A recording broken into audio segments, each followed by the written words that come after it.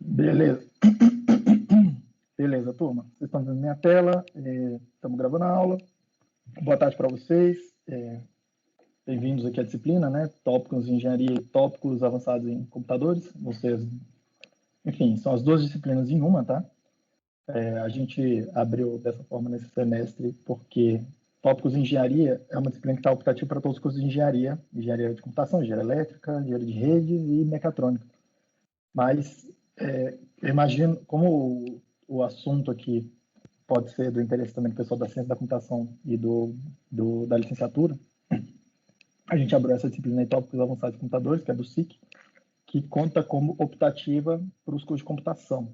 Tá? Eu não sei dizer para o curso de engenharia de computação, mas quem está em engenharia está coberto aí com tópicos da elétrica, e o pessoal de ciência da computação e da licenciatura, a gente consegue cobrir aqui com a disciplina do SIC. Tá? Se vocês souberem de alguém que não foi atendido pela matrícula e que tem vontade de fazer o curso, pede para a pessoa entrar em contato comigo, porque dá para abrir mais vagas, não muitas mais, mas dá para aumentar um pouquinho o número de vagas, mais umas 5, 6 vagas tranquilamente.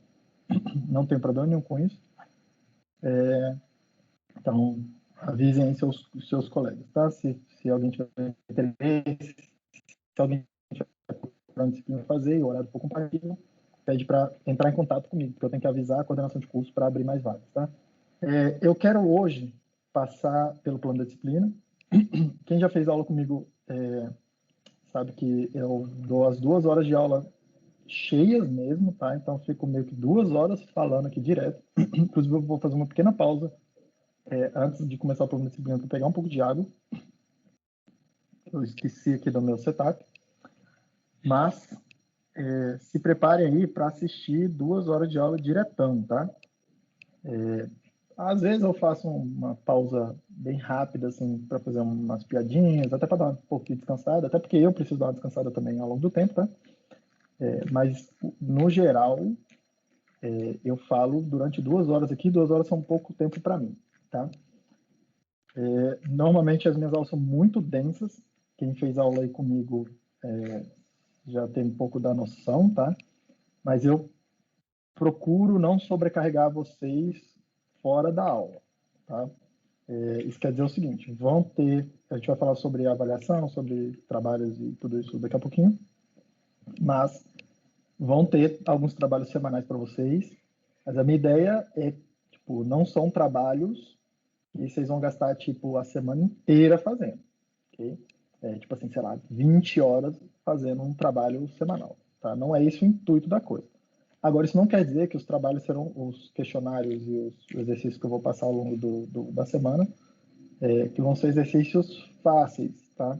Minha recomendação, primeira coisa não, na hora que eu passar o exercício, já pega lá e vê o que é para fazer, já começa a pensar sobre aquilo, tá? Então, não deixa para ficar fazendo as coisas na última hora. O que normalmente acontece o pessoal deixa para fazer as coisas na última hora e aí enrosca, tá? Pode enroscar bastante, mas se tiver muito pesado também me avisa, eu vou calibrar, tá? Tipo assim, a primeira vez que eu estou dando essa disciplina com essa ementa, eu vou calibrar ao longo do semestre aqui também a disciplina. Eu não sei exatamente até onde eu vou conseguir chegar, vai depender muito do como for o meu desempenho aqui e de como vocês estiverem conseguindo acompanhar, tá?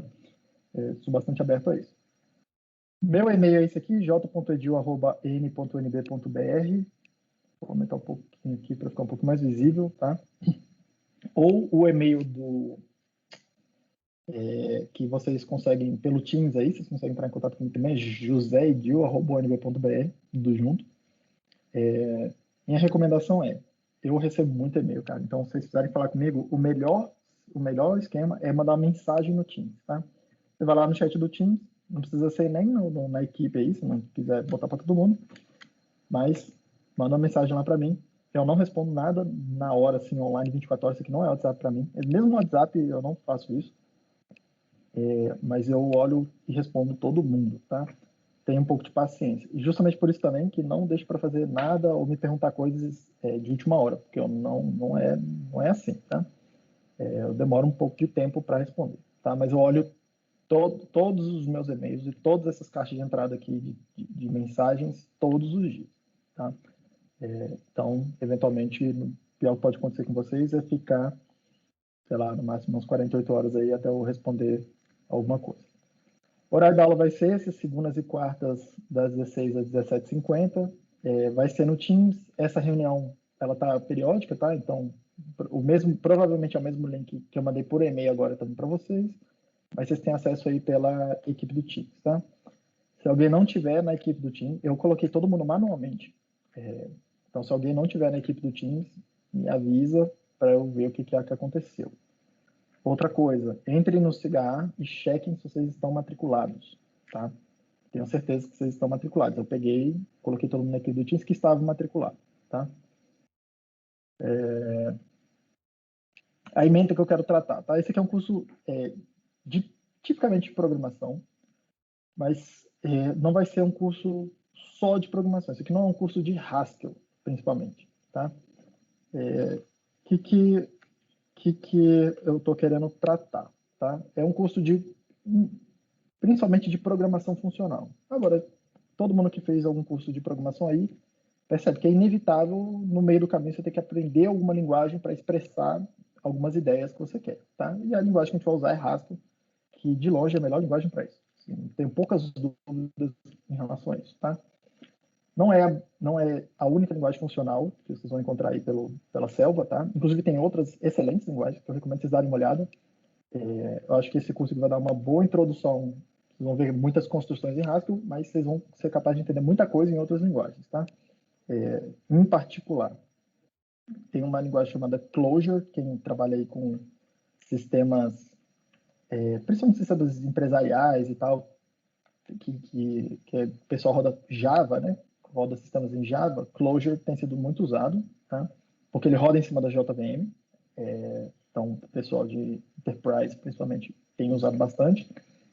E tem algumas linguagens que são mais voltadas para a web, que são tipicamente funcionais, tá? Enfim, várias linguagens tradicionais elas estão trazendo várias construções de programação funcional para dentro de si, tá? Em particular, tá? Java nem tanto. Java é um pouco mais lento em relação a isso, mas tem algumas coisas. E principalmente C++, tá? Então, quem for trabalhar depois aí com C++, vai ver que pode aplicar muita coisa que a gente vai ver aqui em C++. Eu não vou trazer provavelmente nenhum exemplo aqui em C++, mas não deve ser muito difícil também de extravasar o que você está vendo aqui, tá? Então, os tópicos que eu planejei para o semestre inteiro são esses, tá? A gente vai começar aqui falando de cálculo lambda, que é essencialmente matemática. Eu vou dar um panorama hoje e amanhã bem geral sobre o que é cálculo lambda, tá? Do ponto de vista do como é que usa em programação, tá? Cálculo lambda, eu vou comentar mais também, nasceu para resolver um problema bem teórico assim, de matemática, que é o que a gente chama hoje de fundamentos da matemática, né? É dizer o que é matemática, o que a matemática consegue fazer, o que não consegue fazer, tá? Eu não vou entrar nesse detalhe, nessa linha, tá? Nessa pegada, mas isso não quer dizer que a gente não vai ver matemática aqui ao longo do curso também, tá? Na semana que vem, eu estou planejando, tá? Cobrir essencialmente, toda a parte importante da linguagem, assim, meio que fazer um overview geral, tá?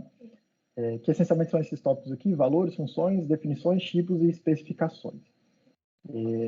Depois dessa primeira parte aqui, meio que vocês já vão saber tudo o que interessa de Haskell, tá?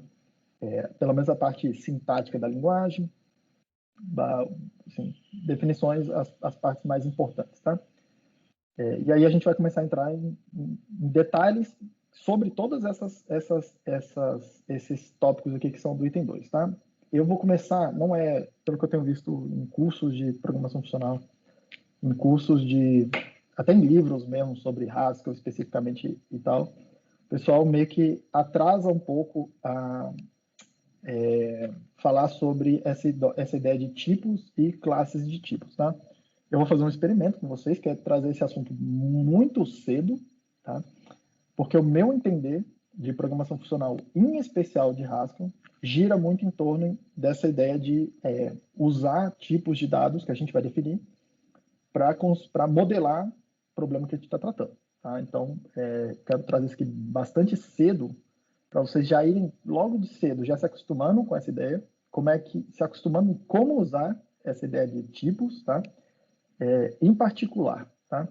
Em como é que você define funções em cima desses tipos e como é que você usa esses tipos como especificação de programas, tá? Para modelar um domínio, modelar um problema. Essencialmente é isso que a gente vai ver, tá?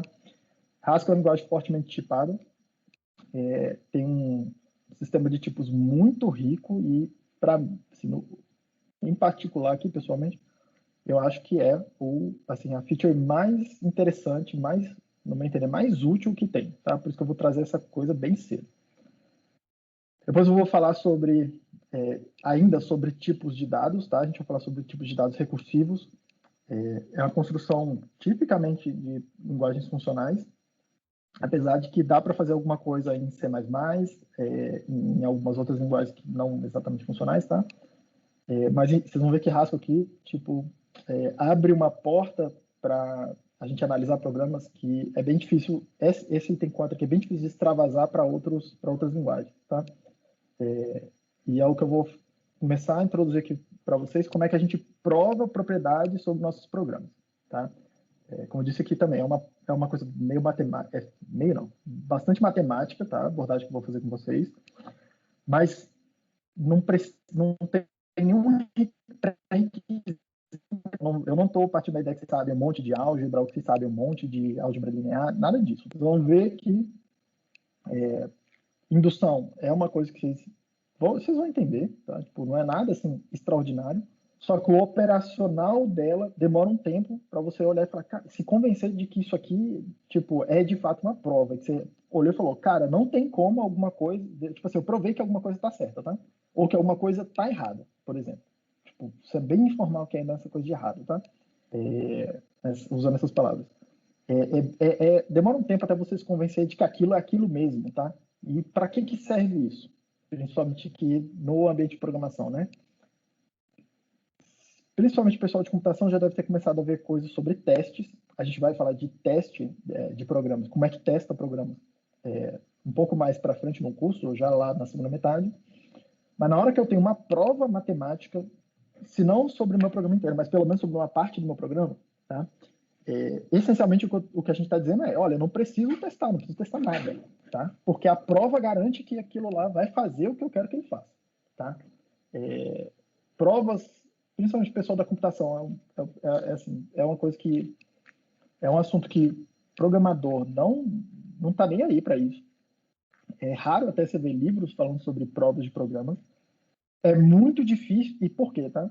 Linguagens tradicionais que a gente chama de imperativas, elas, é muito difícil provar propriedades sobre elas, tá? Por exemplo, provar que uma função em C tem tem uma determinada propriedade, ou que ela não tem uma determinada propriedade, tá? É muito difícil fazer uma prova dessa aí numa linguagem tradicional, que eu tô chamando, tá? Tipo Python, tipo C, C++. E vocês vão entender por quê, tá? Ao longo de como é que a coisa aqui é construída. Só que linguagem funcional é muito mais fácil, tá? E abre assim, um panorama muito grande para a gente construir programas.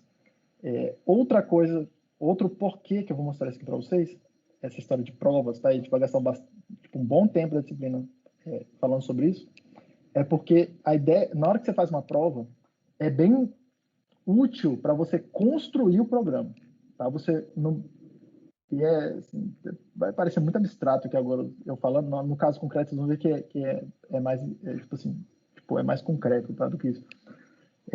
Mas às vezes você tem uma determinada especificação e aí, em vez de você construir o programa, ficar lá testando coisa, ou tipo assim, porra, tem que ter um insight, ou tem que saber alguma coisa, ou usar uma biblioteca, e você não sabe muito bem o que aquela biblioteca faz, você consegue ir construindo o programa, tá? De acordo com uma determinada especificação, meio que passo a passo, com essa ideia de prova por indução aqui também, tá? Eu vou mostrar alguns exemplos sobre isso. Eu vou começar, o primeiro exemplo que eu vou mostrar disso aqui, nessa etapa 4, tá? Vai ser com tipos de dados numéricos. Tipo assim, vai ser um exemplo que na prática ele não serve para nada, na real, tá? Tipo, ninguém usa assim, as funções, as construções que eu vou mostrar para vocês. mas elas são construções razoavelmente simples para eu poder mostrar o conceito para vocês, tá? Depois a gente vai falar de listas. Lista é uma estrutura de dado, assim, talvez a estrutura de dados mais usada em programação funcional. E a gente vai falar sobre provas também, de funções sobre listas, aí o negócio começa a ficar bem mais útil, tá? E a gente vai passar para falar depois de uma generalização dessas listas, tá? Que são árvores e outras estruturas que são parecidas com árvores, grafos, etc. E a gente vai usar essas mesmas ideias de provas por indução, provar propriedades, em cima dessas estruturas que são mais complexas, tá?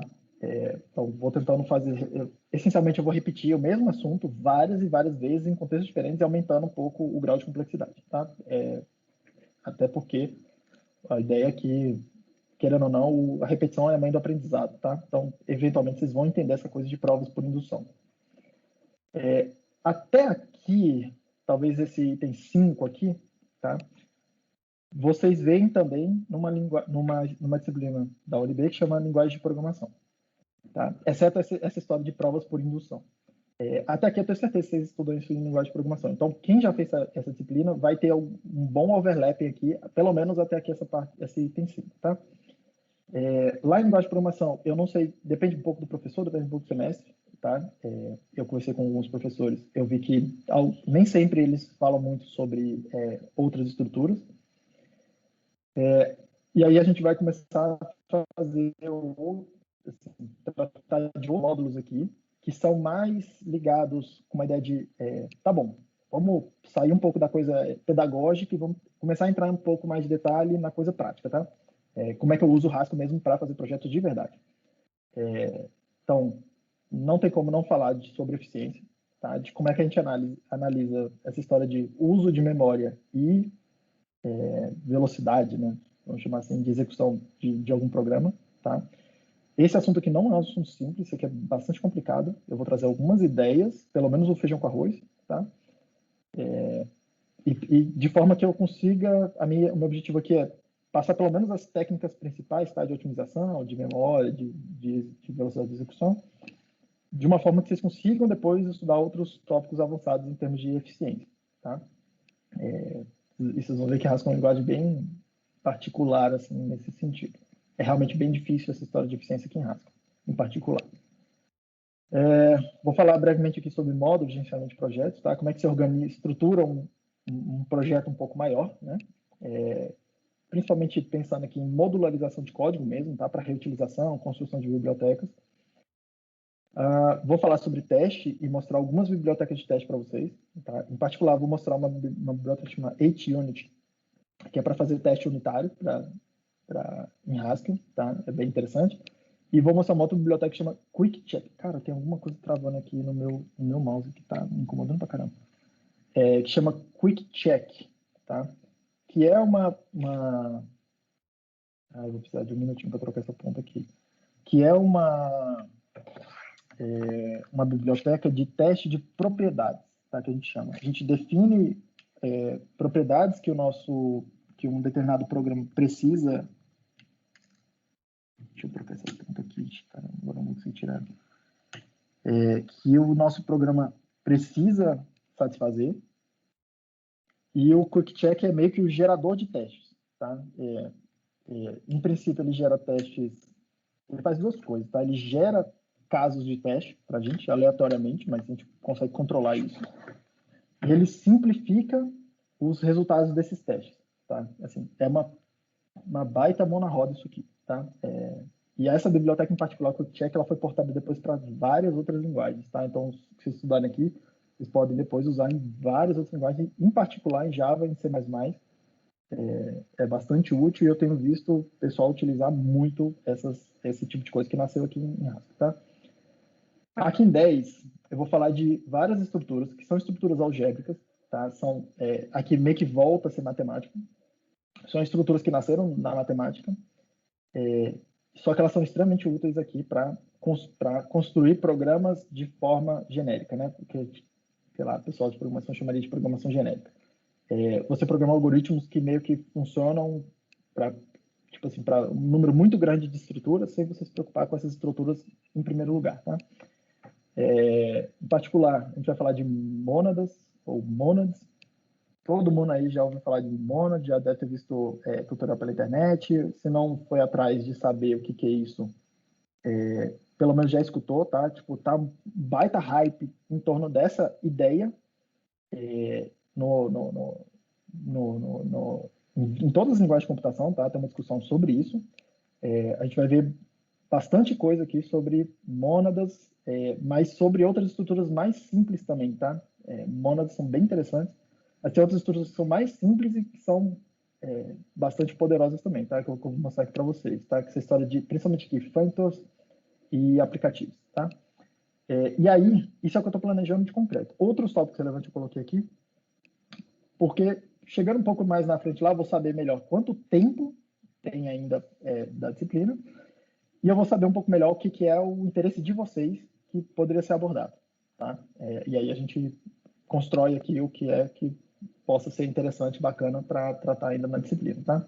Vocês vão ver no meu planejamento tem bastante tempo, tá? Para fazer isso.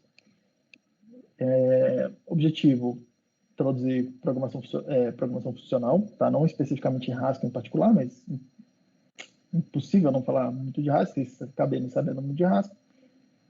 A metodologia, aula de 1h50, aula de 2 horas, tá? 2 vezes por semana.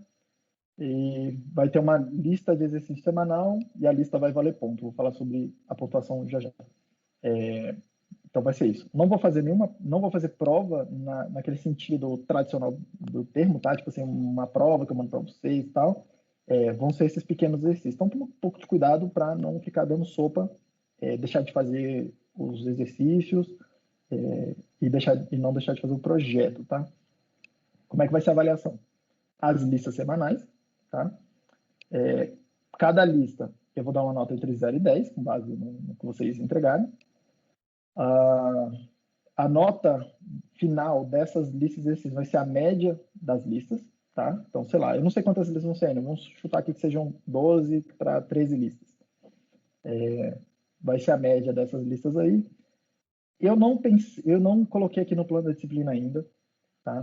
E eu não vou fazer um compromisso formal com vocês, mas todo semestre eu faço uma coisa que é desconsiderar uma das menores notas que você tirou nas listas, tá?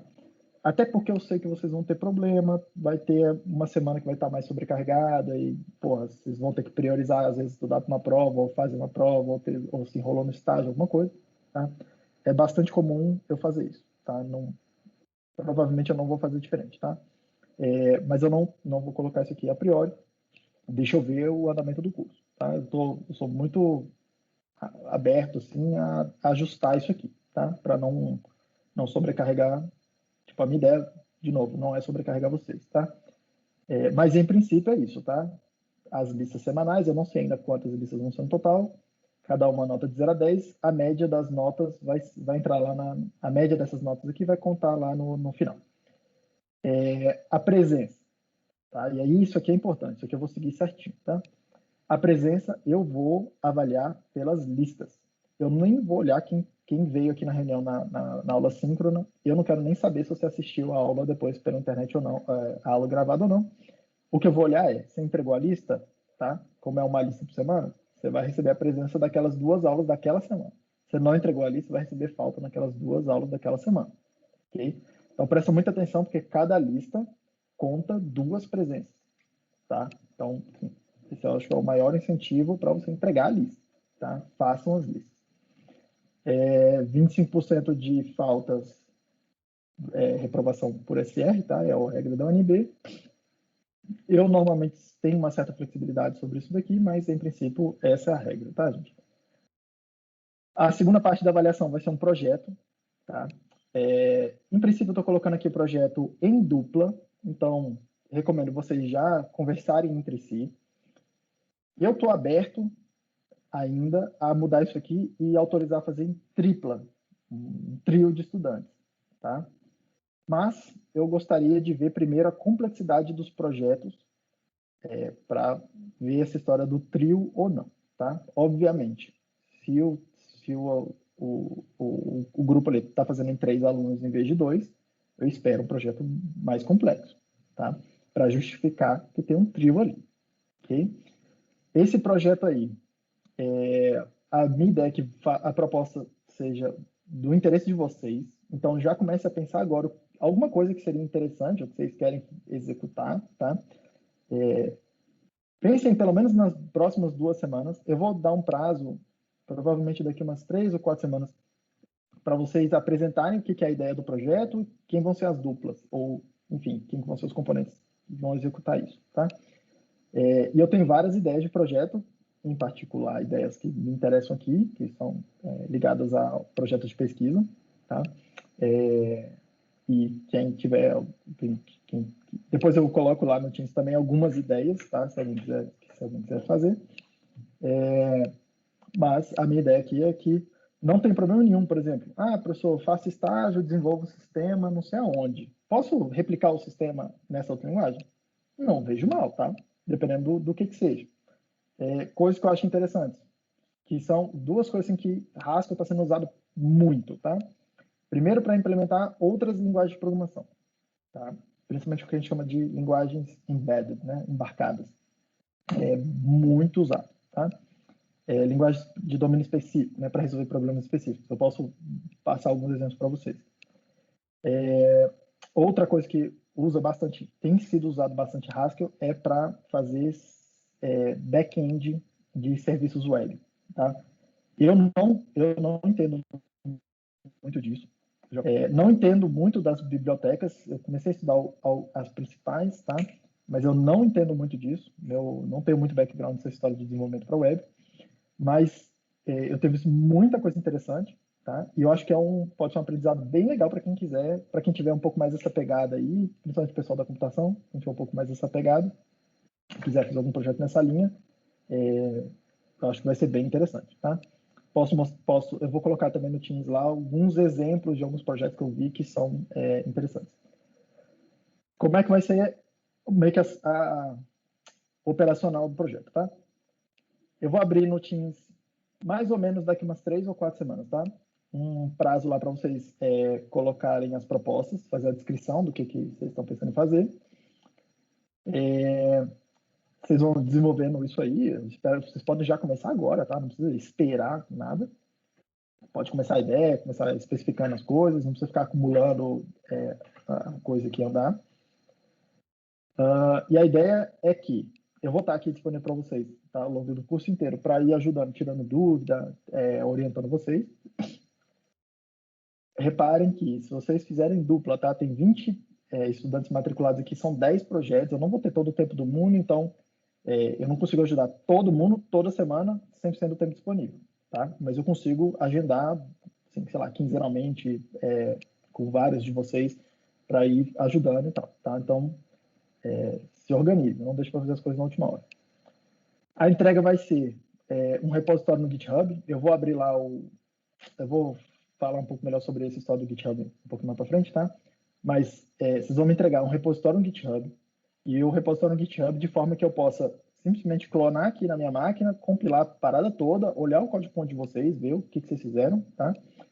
E executar o que vocês fizeram lá, tá? Então, o que eu espero que tenha nesse GitHub? O código-fonte todo, a coisa ok lá, tá? Tipo, tudo lá que seja necessário para executar aquela coisa. E, no mínimo, um README explicando o que vocês fizeram, o projeto, a coisa toda, e como executa aquilo.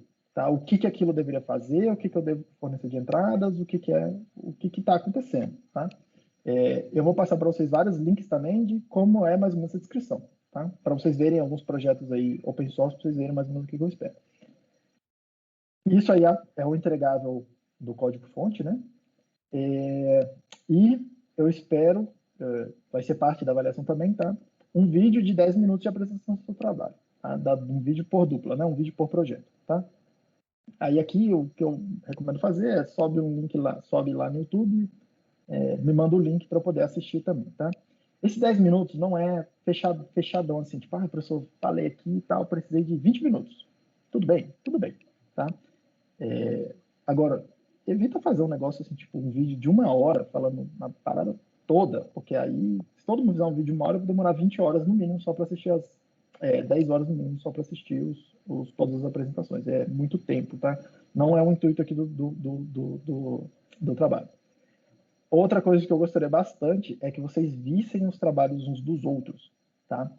Então, essa apresentação aqui, pense, é como se fosse um seminário, tá? É uma apresentação que você vai fazer meio que para todo mundo, só que você vai gravar um vídeo e vai deixar lá disponível. E eu vou disponibilizar para todo mundo depois, tá? Então, bem como o repositório lá do GitHub. O que que eu quero olhar lá no critério, o que eu vou olhar, tá? Tipo, para fazer a avaliação, tá? O nível de complexidade do problema que vocês estão propondo, o nível de organização do projeto, tá? Se está bem modularizado, se fizeram uma boa modelagem, se vocês usaram bem a linguagem, tá? Tipo, se está um negócio limpo, vamos chamar assim, tá?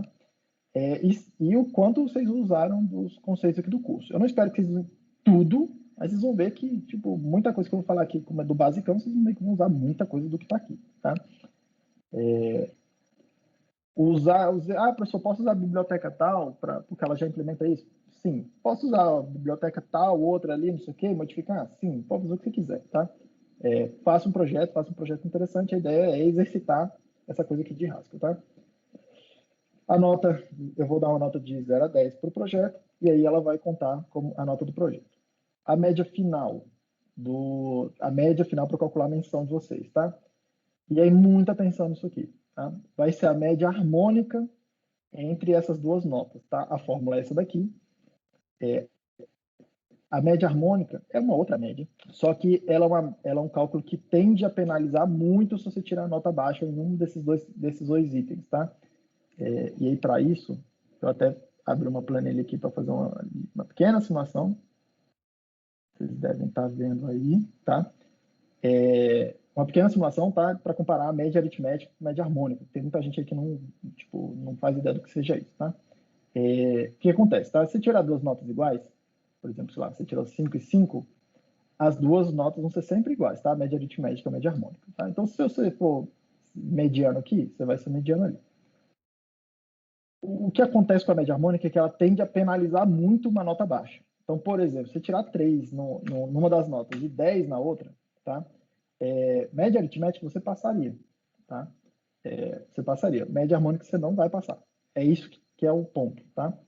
Então, tome muito cuidado. Tipo assim, ao longo do semestre, o que eu espero com isso aqui é forçar vocês a ter uma certa regularidade, tá? Eu não quero que vocês tirem uma nota muito boa lá no projeto e uma nota muito ruim na coisa semanal. Do mesmo jeito, eu não quero que vocês tirem uma nota muito boa no semanal e não façam um projeto, ou façam um projeto muito meia boca, tá? Eu quero que vocês tenham mais regularidade. Eu não quero que vocês façam aquela coisa perfeita em um dos quesitos e não façam o outro direito, tá? Até porque o que eu estou colocando aqui exercícios semanais. Porra, é para aprender a programar. Aprender uma linguagem, querendo ou não, aprender uma linguagem é igual fazer uma linguagem qualquer, tá? Inglês, alemão, francês. Se você não falar com uma certa regularidade, uma certa frequência, você não aprende. Para não ser aquele negócio muito chato também, chato do tipo assim, fiz um monte de exercício e tal, mas e aí o que eu faço com isso, né? Tem a ideia do projeto. Lembrando que isso aqui é um curso de engenharia, tá? E o curso de ciência da computação, apesar de ser um curso teórico, é um curso bastante aplicado também. Então, a ideia é que tem um projeto, tá? Não precisa exagerar no nível de complexidade do projeto, ok? Já atenta para isso, tá? Não tenta propor um projeto assim que logo de cara pareça muito desafio, tipo assim, uma coisa muito grande, tá? Pensa numa coisa um pouco menor, mas também não pensa numa coisa muito pequenininha, tá? Vocês vão ver que Haskell é uma linguagem que permite você, ela é muito expressiva, tá? Então, com pouco código, você faz coisas muito complexas. Eu vou mostrar isso para vocês. E tem muita, mas muita biblioteca boa disponível, tá? E a ideia é essa, tá? Então, é tentar manter uma certa regularidade aqui, tá? Em especial, tá, gente? Não vai tirar a nota abaixo de 3, que a nota abaixo de 3 já te reprova, tá? Se eu não me engano, é 3.4 ou 3.3, uma coisa assim, é o mínimo que você precisa tirar numa delas aqui, para garantir média 5 ainda, tá? Então, muita atenção para isso, ok? Façam as listas, principalmente as listas, tá? E façam um projeto razoável. A menção, aquela conta normal do ONB, tá? Dimensões. Para passar tem que ter médias pelo menos 5, né? Sistema normal de menções, tá? Tem que atenção para as presenças, que vão ser contabilizadas pelas listas. Eu não costumo enrolar muito para ir entregando as notas parciais para vocês, tá? Das listas, mas eu estou na chefia do departamento, então pode ser que algumas semanas eu fique bastante sobrecarregado e eu atrase alguma nota ou outra, tá? Mas uma coisa que vocês podem esperar é que eu não sou aquele professor que recebe, sei lá, passa 10 listas de exercício aí, valendo nota, e não entrega nota de nenhuma lá no final do semestre, você vai estar lá no zero, assim, você não sabe nada o que aconteceu, você não sabe se você está indo bem ou se está indo mal, tá? Eu não sou aquele cara mais rápido do mundo, mas eu também não sou esse cara que segura tudo até o final, tá? Enfim, isso vocês podem ter uma certa tranquilidade, tá? Até porque, no meu entender, tá? A nota dessa avaliação fracionada, né? Estou chamando, gosto de chamar assim, as listas, elas servem para te dar um feedback se você está indo bem ou mal no que você está fazendo durante a disciplina, tá? Tanto no quesito de assistir às aulas, prestar atenção, entender as aulas, quanto no estudo que você está fazendo fora das aulas, e te dar um feedback, tá? Se você está fazendo uma coisa que está funcionando ou se não está funcionando, ok? Então, sim, essa vai ser mais ou menos o métier, tá? Assim, o andamento da coisa. Isso aqui, eu sempre acho que eu não preciso falar nada, mas eu vou falar para a gravação aqui, tá? Vocês sempre podem pedir revisão de menção se você não concordar com o seu pedido, tá? Vocês vão ver que lá no final do semestre eu vou ter um dia que eu vou marcar e vou falar assim, ó, pessoal, esse dia aqui é o dia da revisão de notas, tá? Então, se você quiser tirar uma nota, você tirar tipo, ver aí seus exercícios, seu projeto, assim, argumentar se você acha que devia tirar uma nota maior ou menor, quer que seja. Vai ter um dia lá no final do semestre para isso. Normalmente no último dia de lançar as menções.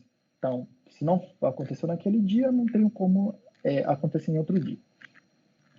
Mas fora isso, sempre ao longo do semestre vocês podem falar, professor, queria conversar um pouco com você sobre a lista tal, acho que minha nota não foi legal, não concordo muito. A gente marca um horário, então me procure. Tá? Não esperem que eu vá ficar marcando o dia para falar de nota com vocês ao longo do semestre. Me procure, tá? E essa revisão de menção aqui é aquela revisão lá que vocês entram com o formulário da secretaria, tá? Então escrevam, porque o que eu vou responder é com base no que você argumentar no seu pedido, tá? Se você não pedir nada, eu não vou fazer nada. Essencialmente é isso. E muita atenção para isso aqui, tá, gente?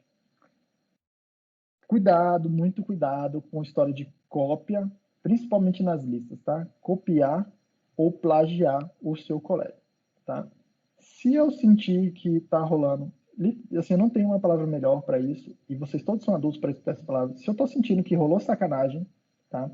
Se eu me sentir enganado aqui por qualquer um de vocês, que é o identificado a cópia ou plágio, isso é essencialmente o que eu quero dizer, eu vou atribuir a menção II para todo mundo que estiver envolvido na coisa. Eu não vou querer escutar muito conversa, é óbvio que eu vou escutar vocês, é óbvio que eu vou querer saber o que está acontecendo, mas se eu me convencer que rolou de fato, tá? Cópia ou plágio, eu vou lançar a menção I para todo mundo e tá reprovado. Não tem muita conversa, tá?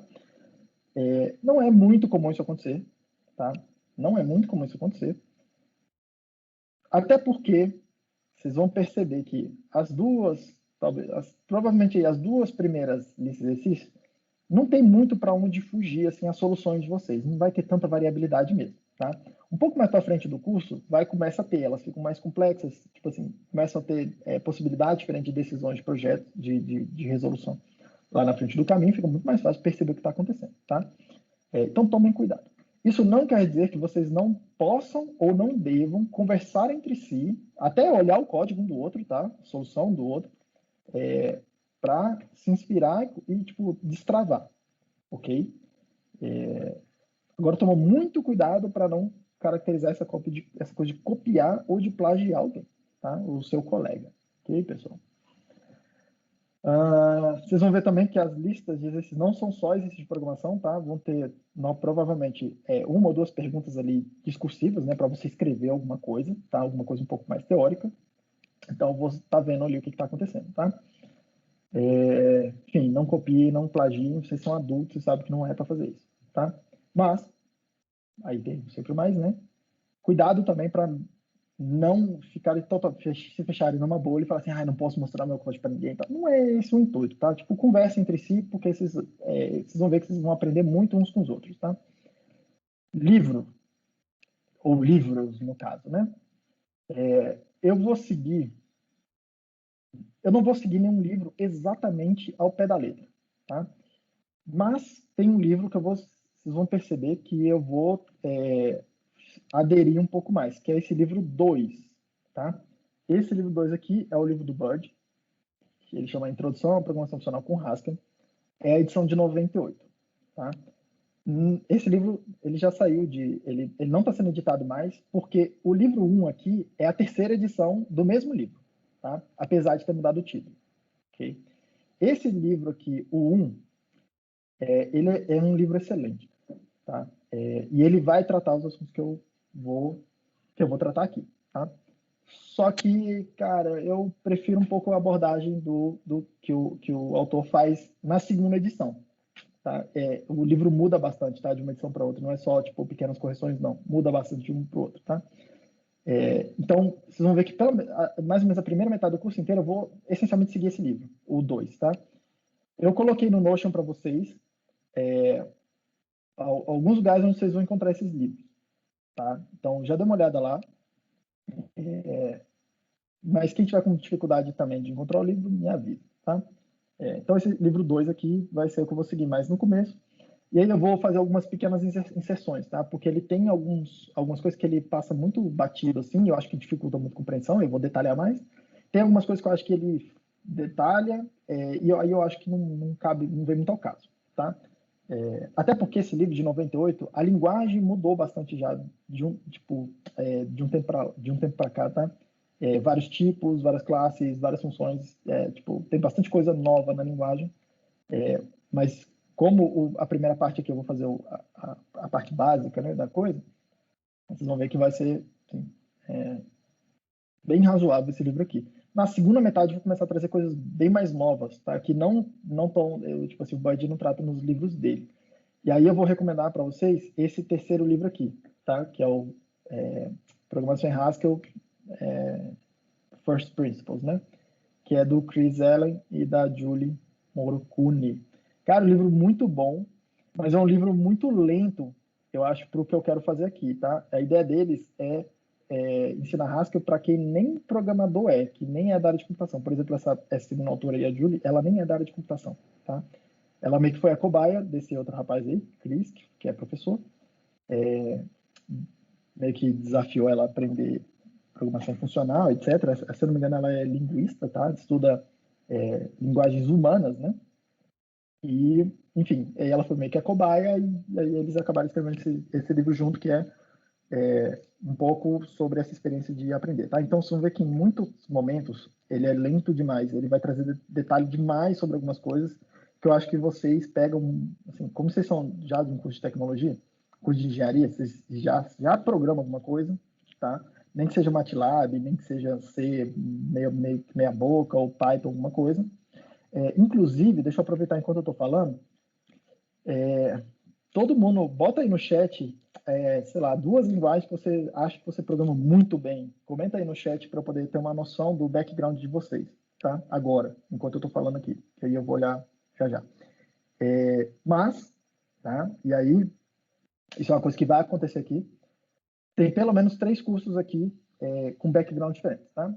Tem uma parte relevante dos matriculados aí que são de engenharia elétrica, que não tem muita formação em computação e, assim, bastante assim, vê linguagens em detalhe. Tem pessoal de engenharia de computação que vê bastante coisa em detalhe, já são bem mais avançados nesse aspecto, e tem pessoal da ciência da computação, que vê não só programação mesmo, tá? Assim, gerência de projetos, esse tipo de coisa, engenharia de software, como vê também teoria de computação por trás, tá? Então certamente tem muitos backgrounds diferentes, tá? O início do curso, vocês vão ver que, diferente de vários outros cursos de programação que vocês fizeram por aí, eu vou fazer muito poucas, ou praticamente nenhuma, analogia com outras linguagens ao longo do tempo aqui. Então, meio que eu parto da ideia que vocês não sabem programar nada. Programar nada assim. Não precisa saber nenhuma linguagem em específico para poder acompanhar o curso. Tá? Não precisa saber C, não precisa saber Python, não precisa saber Java, não precisa saber nada disso. Tá? Agora, uma coisa que eu vou esperar é que vocês tenham uma certa familiaridade com a ideia de programar. Tá? Tipo, o que é programar um computador, o que é um editor de texto, o que é um compilador. Assim. Eu não vou ficar entrando em muitos detalhes sobre isso, tá? Mas eu vou mostrar as ferramentas para vocês. Enfim. Até o pessoal da elétrica acho que vai andar razoavelmente bem, tá? Quem for tendo dúvida ao longo do caminho, me procura, tá? Me procura para poder ir ajustando o andamento do curso, tá? Para o pessoal que é de curso de computação, talvez o começo seja um pouco devagar demais para vocês. Para o pessoal da elétrica, não sei dizer, mas quem sabe programar, essa foi a minha experiência, tá? Tipo assim, eu programo raso, eu vou dizer que eu sou um programador decente em linguagens de muito baixo nível, né? Tipo C, C++, e linguagens já de domínio mais específico, tipo MATLAB, né? De computação científica. Tipo, eu sou um programador bem decente nesse aspecto. E aí, quando eu fui aprender Haskell, eu aprendi Haskell durante meu doutorado. Eu fazia uma parte na Suécia, e lá o pessoal fazia tudo em Haskell, eu não tinha como não aprender, porque senão eu não ia conseguir interagir com os caras.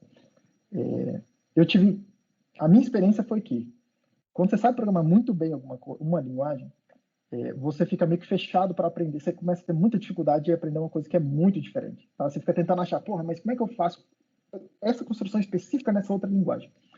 E Haskell é uma linguagem que, cara, ela dificulta muito isso. Tem que realmente abrir a cabeça, meio que desaprender a programar e meio que aprender de novo, tá? Então, nesse aspecto, eu acho que o pessoal da elétrica, que tem menos familiaridade com computação em geral, vai ter um pouco mais de facilidade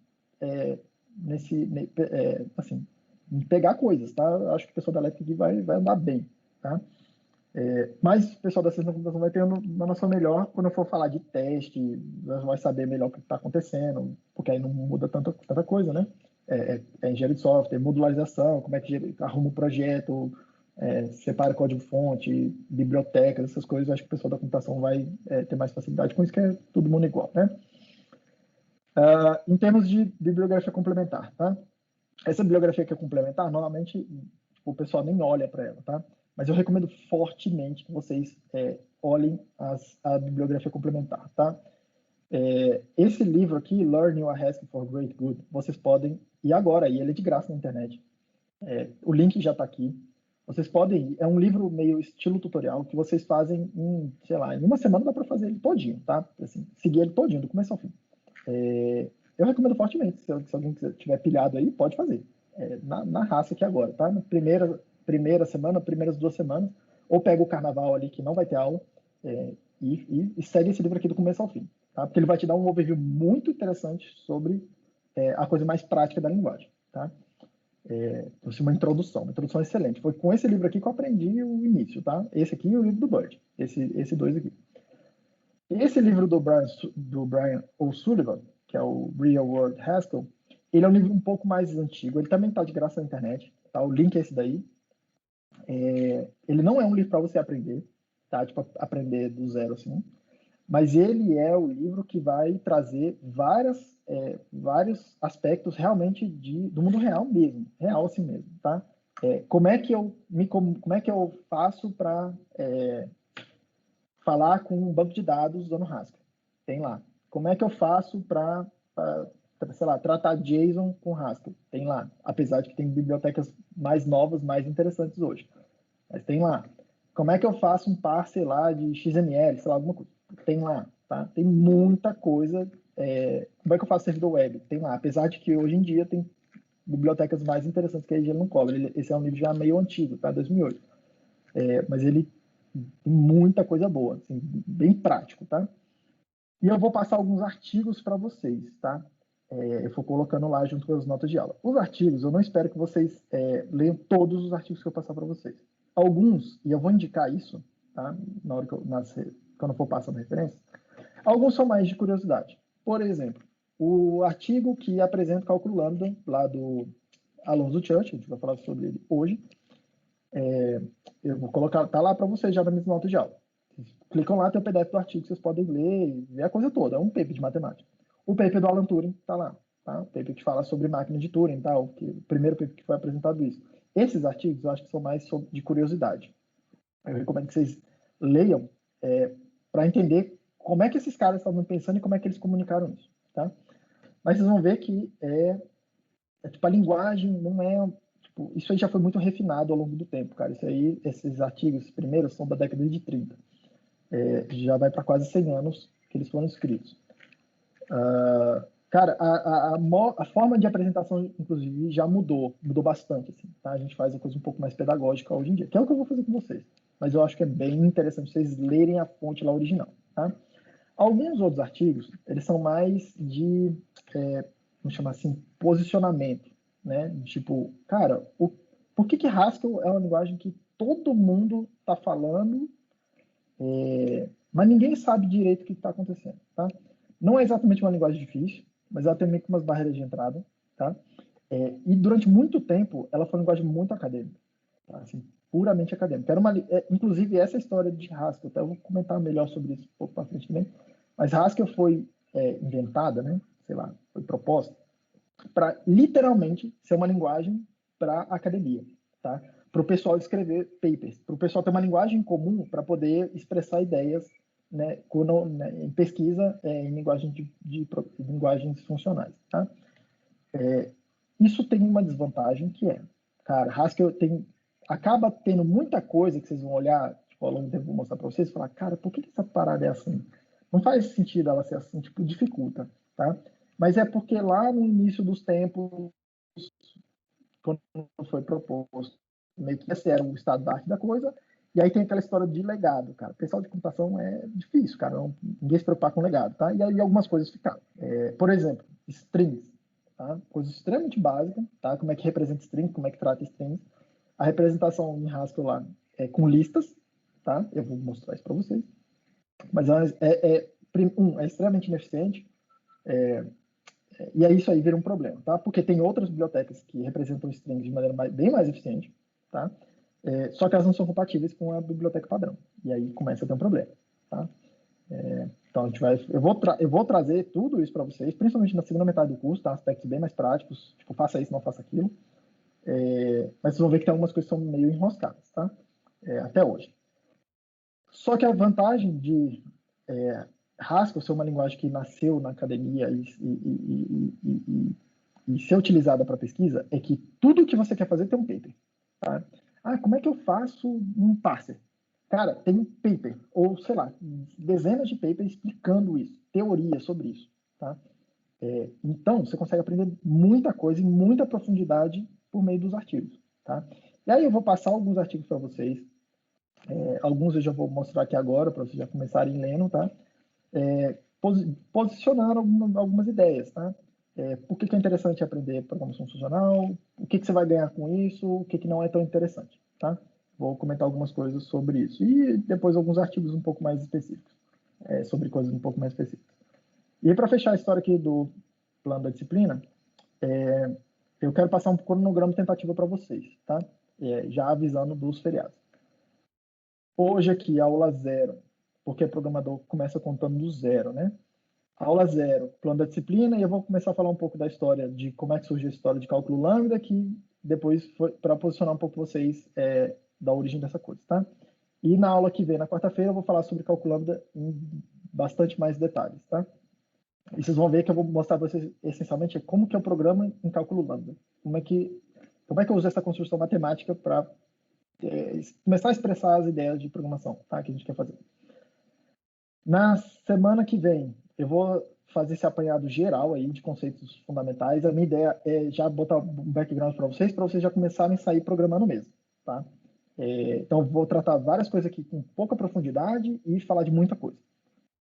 Tipo, tentar mostrar para vocês, assim, tipo, muitas coisas que eu já posso ir passando alguns exercícios, principalmente porque no feriado de carnaval não vai ter aula na outra semana, né? Na terceira semana, nenhuma das duas aulas, tá? Tá marcado aqui já, é dia 15 e dia 17. Tá uma discussão aí se vai ser feriado mesmo, se vai ser ponto facultativo mesmo. Eu nem quero entrar nessa discussão. já está no calendário do ONB. Se o ONB mudar de ideia, não quero nem saber, já vou combinar com vocês que não vai ter aula no dia 15 e no dia 17. Tá? Também não vai fazer falta para a gente. Agora, presta atenção. Vai ter um trabalho para fazer aqui, né, referente ao conteúdo que a gente vai ter visto, e provavelmente vai ser uma lista um pouquinho mais extensa. Okay? Não quer dizer uma lista mais difícil, mas uma lista um pouco mais extensa. Principalmente, tá, vai ser ali uma lista que tem mais coisas relacionadas a calculando e coisa um pouquinho mais matemática. Tá? Então não deixe para fazer isso aqui na última hora. Tá? Depois eu vou gastar uma semana falando sobre tipos de dados, vou falar muita coisa sobre tipos de dados. Eu acho que 2 aulas talvez seja até muito, tá, para o que eu quero fazer, mas eu estou reservando 2 aulas, se eu for mais rápido, melhor.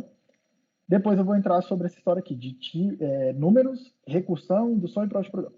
Tá? Eu estou guardando 2 aulas, porque a história de provas, tipo assim, vale a pena fazer bastante exemplo mesmo. E vocês vão ver que tem muita coisa lá, que eu já escrevi muita coisa, e eu vou tentar apresentar isso com bastante detalhe e sem muita pressa. Tá? Depois a gente vai falar de listas. Lista é um negócio que se fosse só para falar rapidão, eu falaria em, sei lá, 20 minutos, 30 minutos. Mas a minha ideia é voltar nesse assunto aqui, tá? De recursão, indução e prova de programas no contexto de listas, tá? Então, aqui em particular, eu vou mostrar para vocês conceitos tipo dobradura, folding, scan,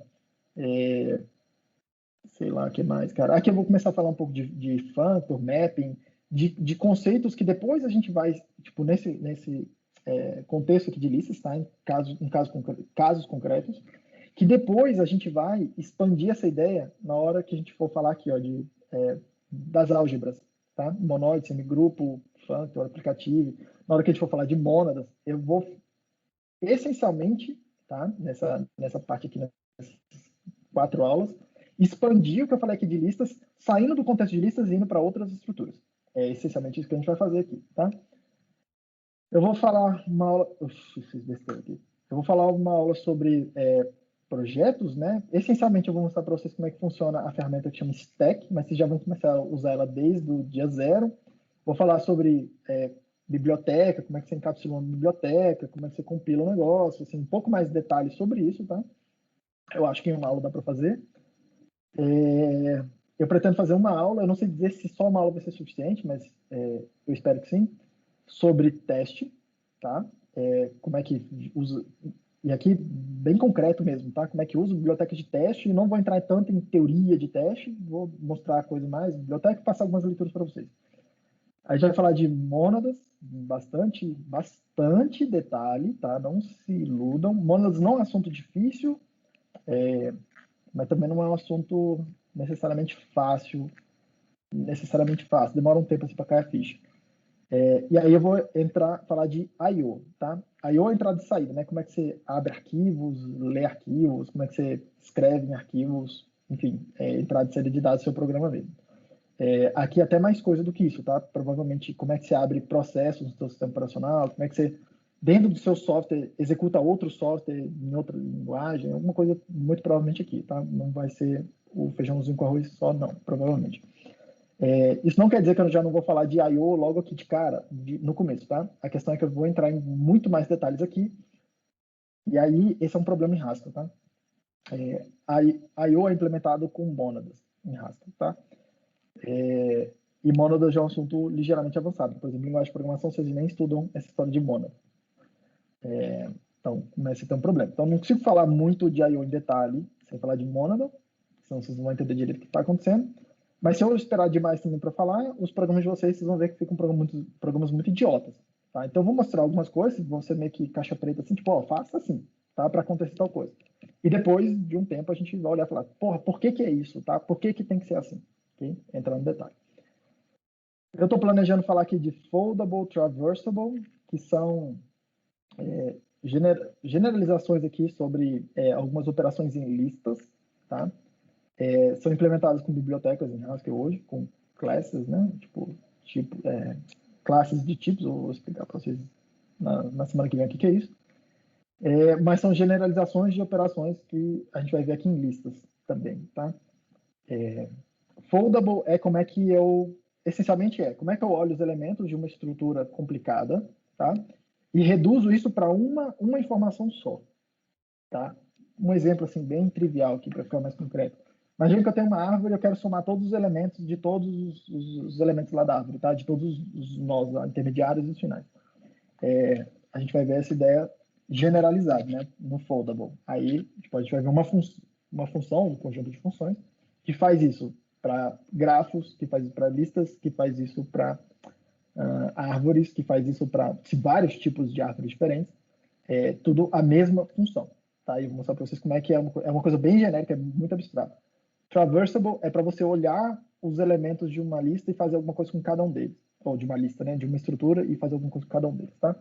São padrões assim, muito recorrentes em computação.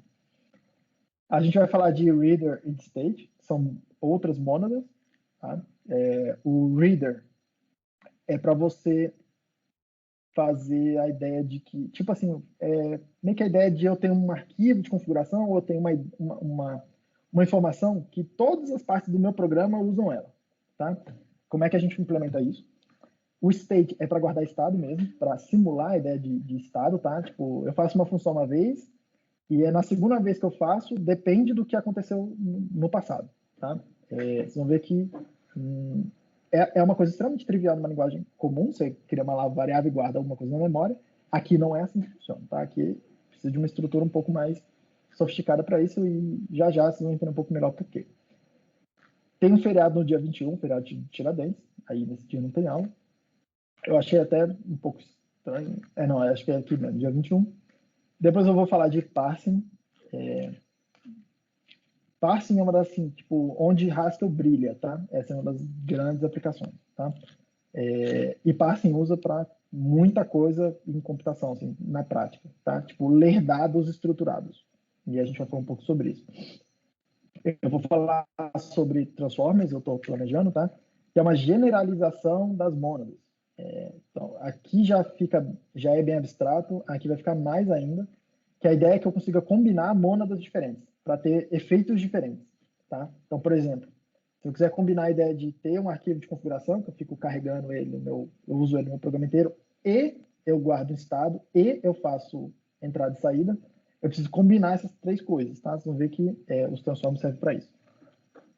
Isso aqui já é mais avançado mesmo, tá? Tipo, essa história de monad transformers aqui pode ser que muita gente tenha dificuldade. Você não precisa de saber isso aqui para programar bem Haskell. Você não precisa saber, tipo, o que eu vou falar aqui de parsing para programar bem Haskell, tá? Você não precisa saber esses assuntos aqui, foldable, traversable, reader, state, para programar bem Haskell. Mas se você souber tudo isso aqui, você consegue usar as bibliotecas que estão prontas aí muito mais facilmente e interagir melhor com elas, tá? E aí eu tenho aqui, no mínimo, 4 aulas aqui na minha reserva. Isso se eu não andar mais rápido aqui no meio do caminho, tá? Alguns itens ali eu acho que eu vou andar mais rápido, que eu posso cobrir qualquer coisa. Em princípio, para cobrir atrasos, mas em princípio, eu acho que eu não vou atrasar. A gente pode usar essas 4 aulas aqui para ver qualquer outra coisa depois, tá? Tem muita coisa interessante aí. Mas um pouco mais para frente, quando estiver chegando, a gente decide o que fazer, até porque, dependendo do que for, eu preciso parar e estudar o assunto, tá? Para poder vir aqui e apresentar, fazer uma coisa decente para vocês. Alguém tem alguma dúvida, gente, em relação ao plano da disciplina? Quem quer comentar alguma coisa, tem alguma dúvida? Alguém não concorda com isso aqui? Quem não concorda sempre pode ir lá e trancar ou retirar a disciplina, tá? Inclusive, deixa eu dar esse aviso para vocês, né? O retirar da disciplina está autorizado até o final do semestre de novo, tá? Então, paciência. Se alguém precisar retirar a disciplina, pode ser até o último dia do semestre. Deixa eu ver aqui o chat que eu pedi para vocês botarem as linguagens que vocês meio que manjam mais ou menos, né? Meio que só programa em Python, Python, C++, JavaScript. JavaScript não é linguagem, né, Otto? Haskell e Python. Python, C++. JavaScript é uma linguagem muito estranha, né, cara? Tipo, tem umas coisas também, umas idiosincrasias muito esquisitas. JavaScript é um pato. É o quê? É um pato. É um Frankenstein, cara. Enfim, é uma linguagem que virou um negócio de sucesso e tem umas coisas muito estranhas. Ele só virou sucesso porque era única na época. Pois é. Foi meio que padronizado também, né? Aquela história de ECMAScript, né? E aí todo mundo só implementando nos browsers, aí já foi, né? Cara, todo mundo sabe pelo menos Python e C, né? Java, JavaScript, mais Python, tudo certo de um mal necessário. É o mal necessário mesmo. Tem TypeScript, que é uma linguagem que funciona em cima de JavaScript, né, cara? Tipo, parece ser bem interessante. Vocês, tipo assim, cara, depois que estudar Haskell, vocês vão... Tem TypeScript e tem uma outra linguagem tipada aí também que o pessoal tá usando para web, né? Como é que é o nome? Elm, se não me engano. Cara, essas duas linguagens vão ficar muito mais interessantes para vocês, porque elas são tipadas em cima do JavaScript e elas são muito inspiradas aqui em Haskell, tá? Acho que vai ficar bem interessante para quem quiser ir para essa linha depois de ter feito aqui a disciplina. Beleza. Alguém aí já saca algum... Tem um de vocês aí que já programa em Haskell razoavelmente bem, algum rapaz aí que eu não lembro o nome, acho que é Breno, não lembro. Fora ele, tem alguém aí que já manja mais ou menos? Porque quem manja mais ou menos já de Haskell, é bem provável, tá? Já vou adiantar aqui, Eduardo, fiz LP e fui monitor, manjo mais ou menos. Para vocês que acham que já manjam mais ou menos, é bem provável, tá? Que até aqui, ó, até a aula 13, mais ou menos, seja um pouco meio vanilla, assim, meio baunilha, assim, não, com o negócio que vocês já viram, tá?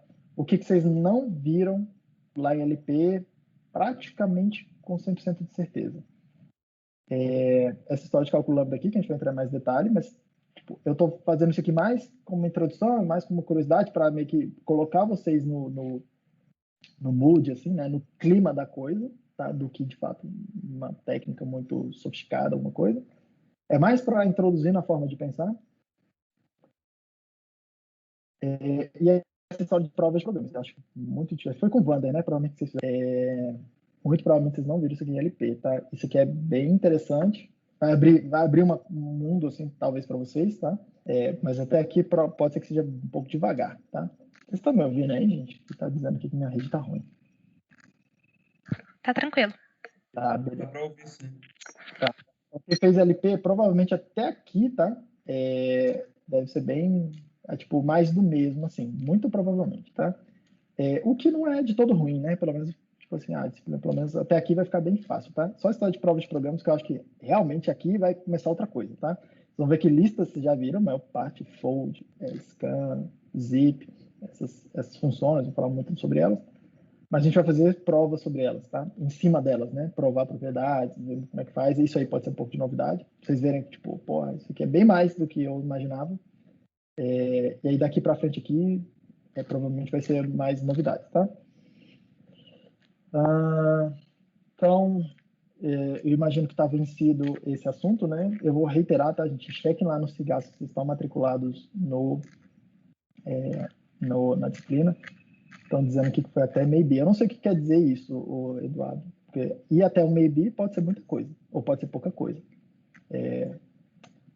Não sei se vocês viram, chegaram a ver estruturas, né? Tipo, árvores, etc. Certamente vocês não viram muita coisa de monads, de semigrupo, functor, de aplicativo, provavelmente não. Mas enfim, a gente vai ver bastante coisa aqui, tá?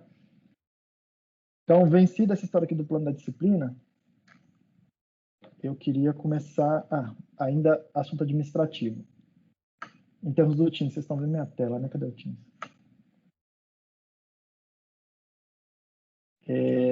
Eu queria rapidamente aqui, porque tem um pessoal que é meio desavisado, tá? Vocês estão vendo minha tela aqui no Teams, tá? Quando vocês entram aqui na equipe, tem essa... Por enquanto só tem essa sala geral, pode ser que a gente abra mais salas aqui para tratar de assuntos específicos, tá? Vocês vão ver que aqui tem umas abas aqui em cima e já tem algumas coisas, tá?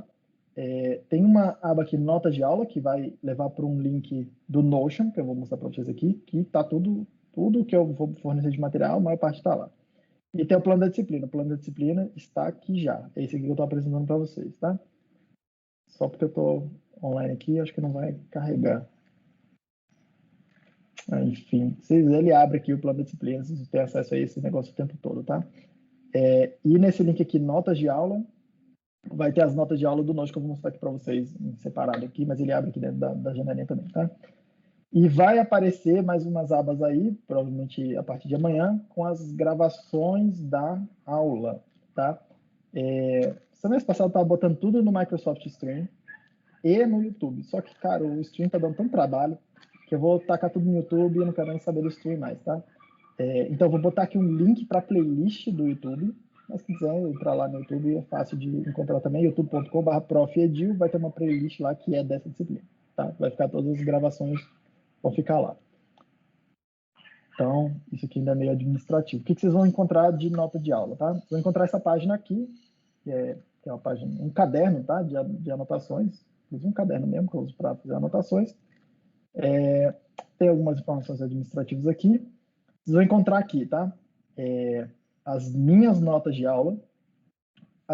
Eu recomendo que vocês façam anotação aí enquanto vocês estiverem assistindo a aula, tá? Mas, enfim, cada um faz o que quiser. As minhas notas de aula, elas são meio que um livro, tá? Realmente é tipo um texto com parágrafos, com começo, com meio, com fim, tá? Tipo, as coisas estão aqui, meio que um livro mesmo, tá? As aulas, vocês vão ver que eu vou seguir o que está aqui, mas eu não vou ler o que está aqui, tá? Eu recomendo muito que vocês venham aqui, leiam as coisas, porque pode ter alguma coisa que é curiosidade, ou alguma coisa que eu esqueci de comentar na aula, enfim, tá? Sigam aqui, vocês vão encontrar as coisas muito detalhadas, muito provavelmente, tá?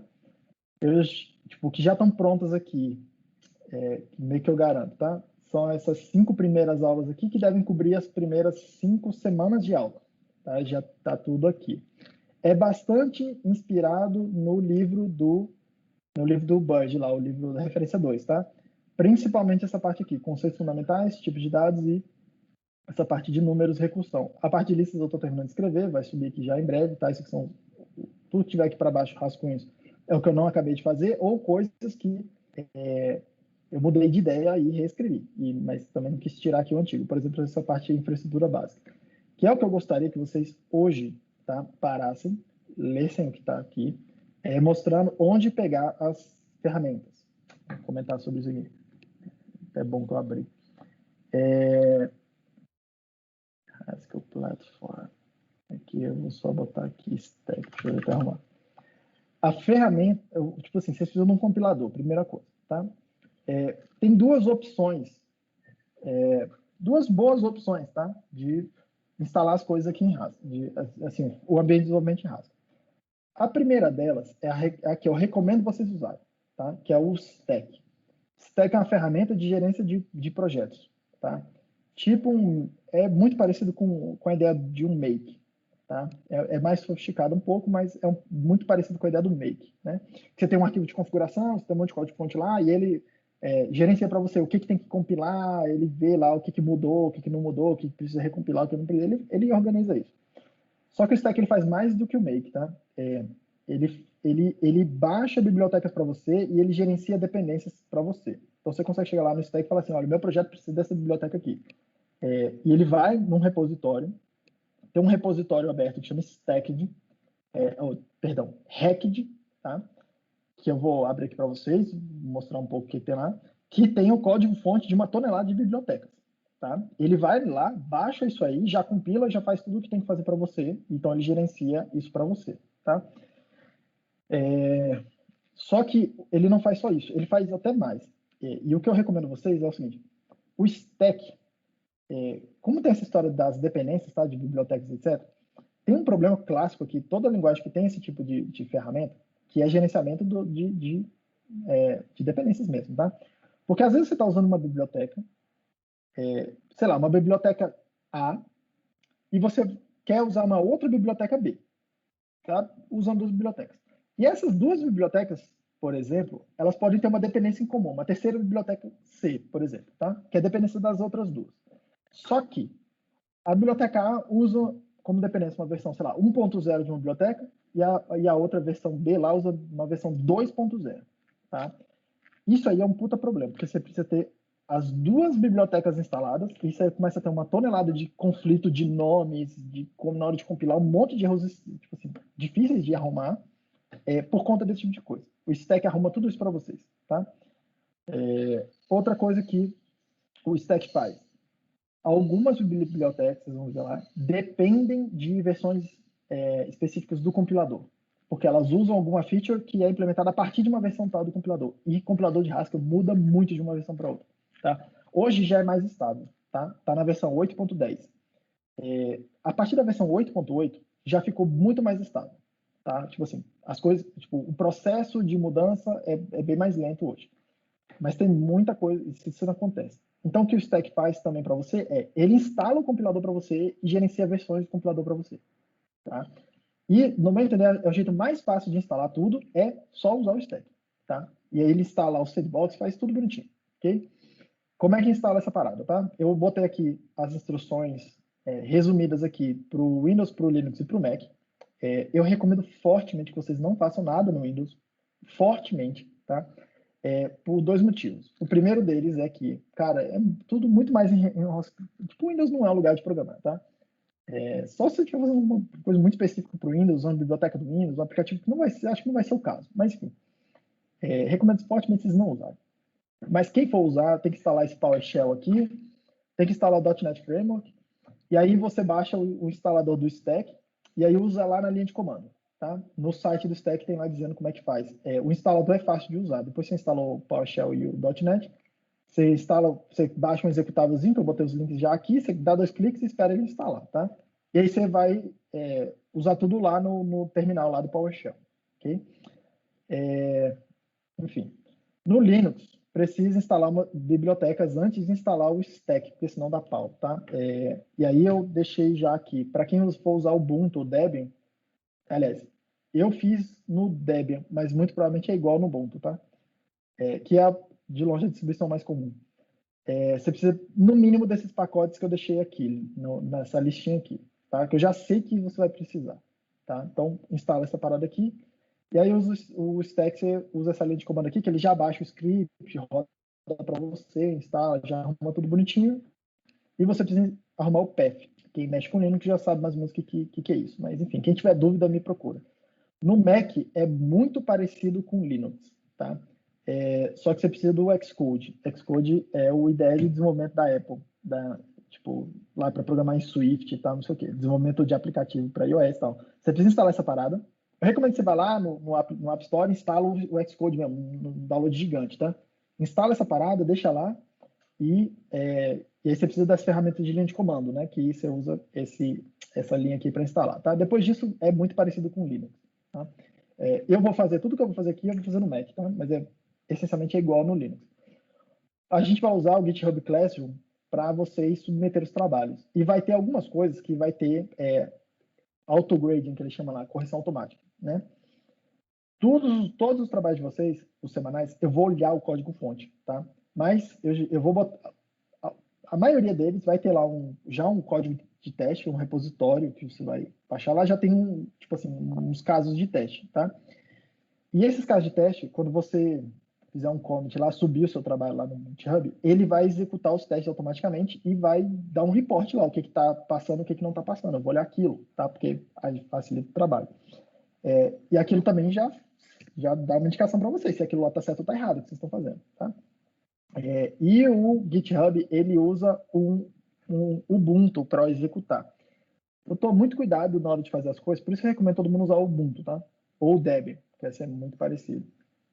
Porque pode ser que você use alguma biblioteca, assim, alguma coisa muito específica, alguma coisa que linka com alguma coisa do Mac ou do Windows, e aí não vai funcionar isso aí lá no AutoGrade. E aí eu vou precisar entrar em contato com você e falar, cara, me mostra isso aqui, tá? Eu quero evitar o máximo possível fazer isso nas listas, porque senão demora muito tempo para corrigir. O que você vai, entre aspas, ganhar, tá? Depois você... entre aspas não, deixa eu mostrar aqui no terminal logo. E aí eu preciso que vocês me digam qual é um tamanho de fonte razoável para eu poder botar aqui que fique visível aí para vocês. Como é que eu aumento mesmo esse negócio? Profiles. Text. 12, 14, caramba. Alguém me disse esse tamanho aqui, 18, se esse tamanho aí tá bom de ler. Aí, alguém abriu o microfone e me disse que tá visível. Aqui tá tranquilo. Dá para ler sim. Tá tranquilo. Beleza, porque a gente vai usar muito, eu vou usar muito terminal, tipo, então esse tamanho aqui, eu vou deixar até um preset aqui para eu configurar. O que vocês vão ganhar lá, tá? Na hora que vocês fizeram o setup lá do stack, tá? Oh, caramba. Eu estou entendendo que todo mundo tem uma certa familiaridade com a linha de comando, tá? Quem não tiver, começa até agora. Tipo assim, programação dos, tipo assim, é aqui, né? Você vai ver tudo aqui. Você vai ter uma ferramenta aí que chama stack, tá? E aí, cara, a melhor coisa que você pode fazer é dar um stack help e ler aí o help, tá? Tipo, o bicho faz muita coisa. A primeira coisa que você vai querer fazer logo depois de instalar a ferramenta é rodar aqui o stack REPL, tá? REPL, que é o Read Eval Print Loop. É um interpretador de comandos, tá? Vocês vão ver que eu vou executar aqui, na minha máquina vai ser razoavelmente rápido, mas na primeira vez que você rodar esse comando aí, ele vai baixar o compilador, ele vai baixar uma porrada de ferramenta e vai instalar na sua máquina, tá? Então isso demora, o download é grande, tá? Então não estranhe que vai demorar a primeira vez. Só que depois que tiver instalado uma versão do GHC, né, que é o compilador, a coisa é bem mais tranquila. Repare que eu não vou chamar a ferramenta nunca diretamente, eu sempre vou chamar stack e o stack vai chamar alguma outra ferramenta para mim, tá? Apesar de que você podia muito bem ir lá, se você instalar o alternativo lá, que é o Haskell Platform, vou comentar já, você vai ter o GHC lá na linha de comando, um comando GHC, o GHCI, que é esse interpretador aqui, você vai ter outras ferramentas, o Cable, enfim, tá? Eu recomendo fazendo tudo dentro do stack, tem uma curva de aprendizado, mas é muito mais simples no longo prazo, tá? E aí aqui vai ter o interpretador, tá? No início a gente vai fazer tudo em cima do interpretador, tá? Mas já eu vou mostrar para vocês como é que compila, como é que faz o código compilado, etc. Até porque, tipo assim, para o projeto, principalmente já pensando no projeto de vocês, tá?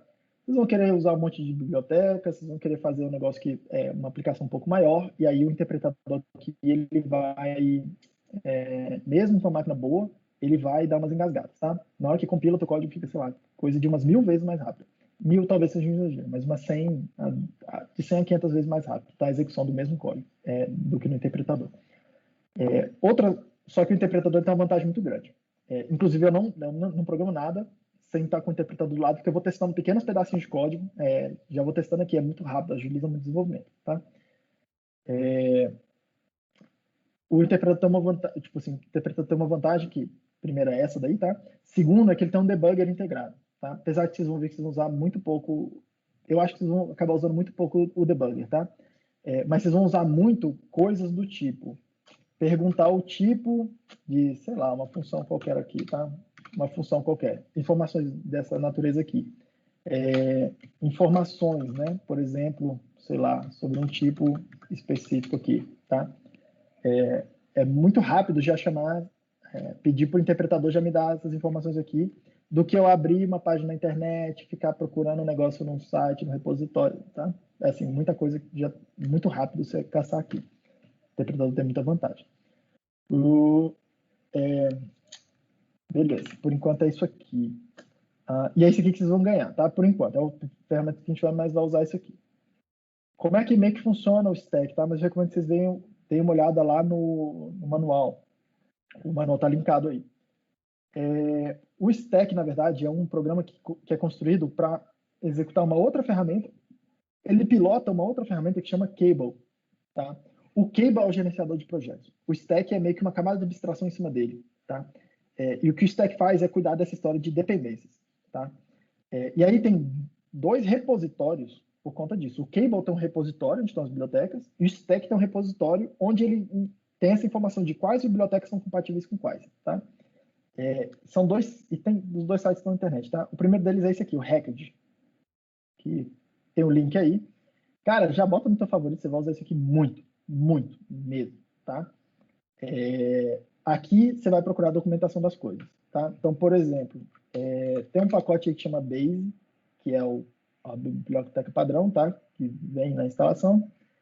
E aí aqui tem todos os módulos aí dentro, que tem aí dentro, né? Como se fossem várias bibliotecas, como se fosse um conjunto de um monte de bibliotecas, tá? Esse aqui é o package que diz, né? E aí, vou abrir uma coisa qualquer aqui, sei lá, um data.list aqui, que é o das listas, né? E é o que vai ter aqui? A documentação de funções dos tipos de dados. Então, por exemplo, ó, map. Map é uma função. Já já a gente vai aprender a ler isso aqui, quem não sabe ler ainda, tá? Mas tem o tipo da função, que vai servir como uma especificação. No começo, vocês vão ver que vocês têm uma tendência muito grande a ignorar essa informação aqui, mas essa informação aqui é extremamente valiosa, tá? Muita coisa a gente já sabe só olhando a assinatura de tipo aqui. Tem normalmente uma explicação do que ela faz, normalmente tem um exemplo, e aí tem uma tonelada de funções. Vocês vão usar muito esse site aqui, onde vocês vão achar as referências, tá? Segunda coisa que vocês vão usar muito de verdade, tá? Aliás, deixa eu ir por partes. O Stacked é outro site que também gerencia bibliotecas, etc., tá? Que é onde o Stack, a ferramenta, vai lá olhar o que está acontecendo, tá? Para saber o que fazer.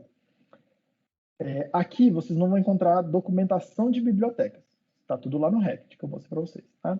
Aqui o que vocês vão encontrar informações do tipo esses releases aqui do stack, né, que ele chama de LTS, é Long Term Support. Tá?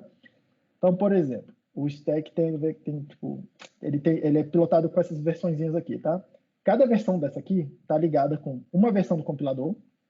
Então, por exemplo, eu nem sei qual versão, eu estou usando o 884, né? Eu estou usando essa versão aqui, ó, 16.31.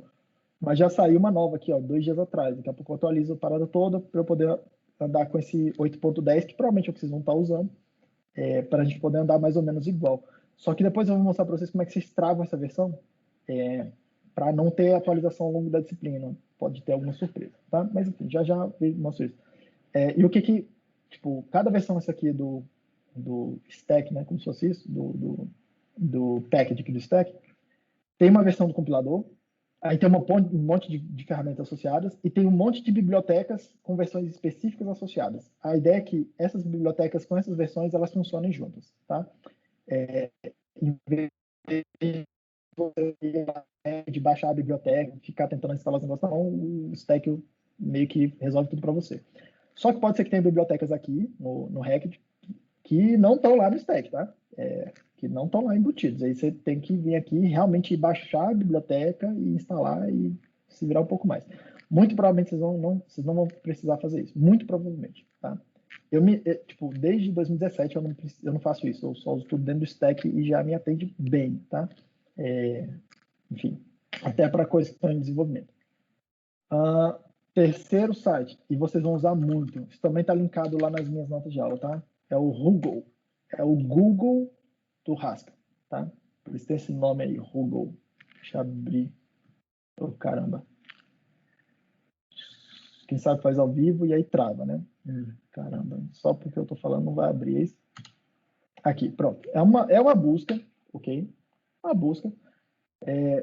Você escolhe onde você vai buscar, tá? Então você pode buscar aqui no stack, que normalmente é o que eu faço, porque aí já sei a versão, já acho uma versão da função, de alguma coisa que vai funcionar, tá? Mas você pode procurar em várias coisas específicas, em pacotes específicos e etc, tá? Então, dê uma olhada aí. E aqui você busca por funções, você busca por tipos, você busca informações. Então, por exemplo, tem uma função, em algum lugar aí, você estava vendo um exemplo na internet e alguém usou uma função que chama map. E eu não achei a documentação dela. Você vem aqui e escreve aqui, map. E aí ele vai achar uma tonelada de funções que chamam map, tá? E aí tem várias funções que têm o mesmo nome, se você reparar aí. Provavelmente elas fazem a mesma coisa em estruturas diferentes, tá? Mas, enfim, aqui você começa a achar muita coisa. Não, eu preciso de informação sobre um tipo específico. Tem um tipo map. Tá lento pra caramba, tá? Que está nessa biblioteca containers, por exemplo, tá? Então, por exemplo, eu clico aqui, aí ele me leva lá para a documentação de onde está isso lá no Rect, por exemplo, tá? Inclusive, eu nunca abro o Rect diretamente, eu só vou aqui no Google, escrevo o que eu quero e ele me leva para o lugar certo, tá? E outra coisa extremamente útil é que você pode procurar pela assinatura de tipos. Então, por exemplo, aqui, sei lá, quero uma coisa que tem essa assinatura aqui, por exemplo, E aí ele vai procurar coisas mais especificamente funções, tá? Que tem essa assinatura aqui, tá? Essa daqui eu já sei que o map me atende, mas ele tem uma busca muito inteligente, tá? Então vocês vão reparar que ele começa a achar coisas que não era exatamente o que você estava procurando, mas às vezes são coisas um pouco mais genéricas do que você queria e são mais úteis para você, tá? Então recomendo fortemente que vocês usem isso aqui tipo, o tempo todo. Tem uma ferramenta de linha de comando que você instala junto com o stack ali, depois eu mostro para vocês. Não hoje, mas depois eu vou deixar inclusive por escrito, que você já faz essa busca aqui direto no seu terminal. Você não precisa nem abrir o site, tá? Eu já não sou tão alta eficiência desse jeito, pessoalmente, eu deixo sempre assim, na minha tela, o jeito que está mostrando aí, tá? Um site ou o meu editor de texto aqui e o terminal aberto aqui do lado, tá? Mas tem uma galera que vai preferir usar um IDE. Haskell não é famoso por não ter uma ideia muito bacana, nenhuma ainda, muito bacana, do nível que vocês vão encontrar em outras linguagens, tipo Java, tipo C, tipo C++, Python. Não sei como é que está o nível das ideias para Python, devem estar muito bons. Para JavaScript tem ideias muito tops, mas assim, Haskell não tem uma ideia muito bacana não, tá? O que é que está melhorando muito, tá? Mas o que é que tem? O que eu recomendo vocês fazerem? Vocês vão ver que eu uso Emacs, tá? Nesse aspecto, sou bastante old school o meu editor de texto. Eu uso o Emacs como um IDE, tá? Então, eu faço tudo lá dentro do Emacs. Inclusive, vocês vão ver, depois de um tempo aqui, vai aparecer na tela do Emacs. Aí, quando eu estiver usando Emacs, tá? Tem muita tela de teclado que vocês não vão estar vendo eu apertar, não aparece na tela. E aí, se eu fizer alguma coisa, vocês falam, cara, professor, como é que você fez isso? Aí você pergunta e para que eu explico, tá? O que está acontecendo, porque pode ser que eu faça muita coisa no automático. Eu vou me policiar para evitar isso, tá? Mas o que talvez seja o melhor, tá? IDE é o VS Code, que ele tem um pacote que chama esse pacote aqui, que esse pacote aqui, cara, do VS Code, ele tá muito bom. Ele não tá de novo, tá? Vou repetir, não tá no nível das melhores ideias, mas ele tá muito bom do que comparado com quando eu comecei a programar em Haskell, tá? Tipo, em 2016, de um tempo para cá. Então, se alguém for usar uma ideia, eu recomendo que vocês usem o VS Code, instale isso aqui, aprenda a usar aqui e configure os atalhos. Eu não uso o VS Code porque eu não, sei lá, nunca parei para sentar e estudar, já que tem o Emacs é muito melhor do que qualquer outro editor de texto que for existir na história.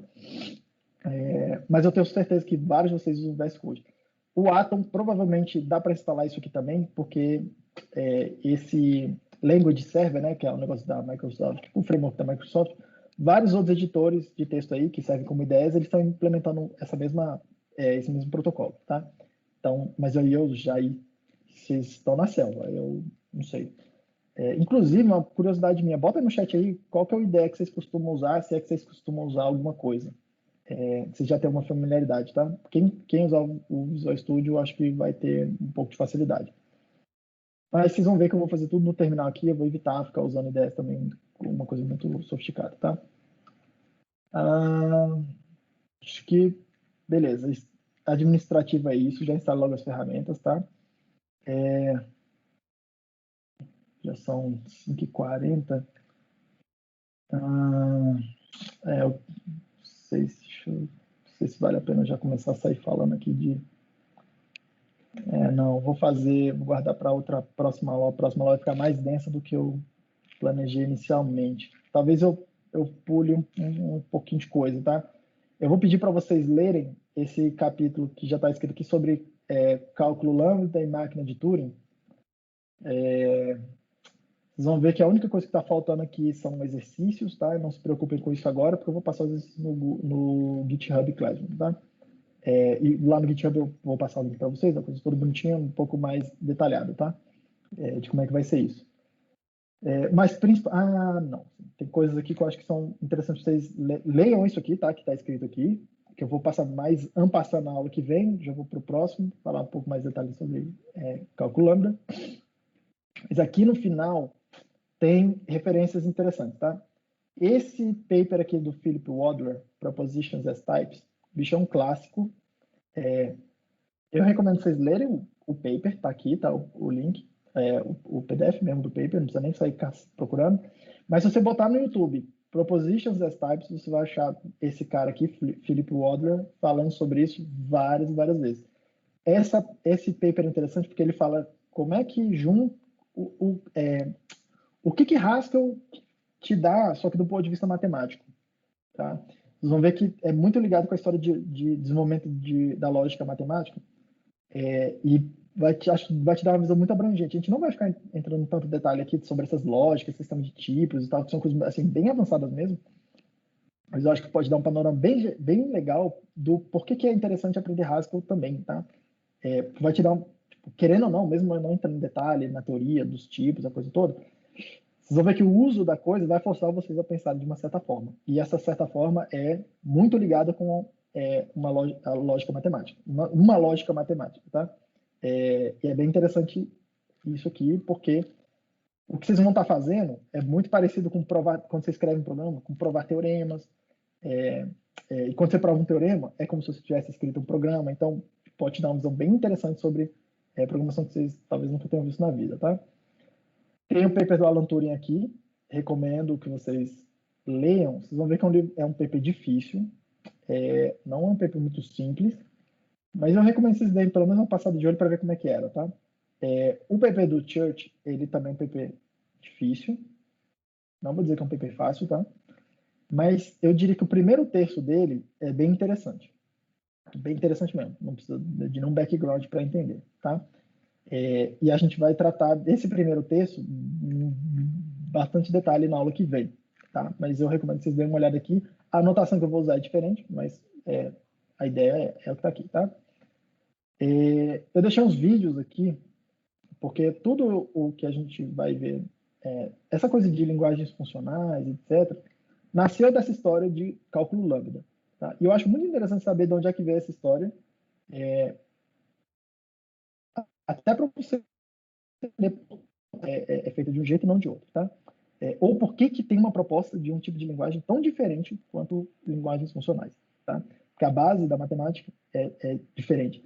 Só que eles estavam tentando resolver um problema que é lá na matemática. Eu acho bem interessante vocês verem isso aqui. São vídeos que estão lá no YouTube, tá? Vocês clicam aí. Tem sobre teorema da incompletude, tem sobre... Deixa eu estar errado aqui. Deixa eu deletar, deixa eu já arrumar isso aqui, limpar aqui. A vantagem de fazer assim, que eu já posso ir arrumando na minha aula de aula. O que era o problema que os caras estavam tentando tratar, problema de parada, são vários assuntos aqui que o pessoal da computação estuda em teoria de computação, mas apresentado de um jeito um pouco mais simpático, tá?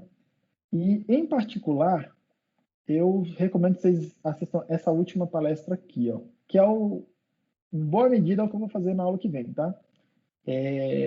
Falar um pouco do cálculo lambda, só que de um ponto de vista de, tá bom, mas como é que eu programo fazendo isso, né? Meio que programar nessa linguagem matemática aí, tá? Pode já ajudar bastante, tá? E eu vou fazendo isso, tá? Toda hora que eu encontro, eu tenho bastante referência assim, de papers que eu acho que são interessantes e vídeos que eu acho que são interessantes. Vou passando para vocês, até para poder dar uma contextualização um pouco mais geral da coisa, tá? Então, isso é o que eu queria falar por hoje. Na verdade, eu queria ter falado mais, mas tá bom. Também não estou insatisfeito. Alguém tem alguma dúvida, pessoal? Alguém tem alguma pergunta, algum comentário? Eu tenho uma pergunta, professor. Diga aí. Pode falar ele. As listas que você falou semanais, você vai liberar só durante a semana ou você consegue liberar, tipo, umas vezes uma semana de antecedência?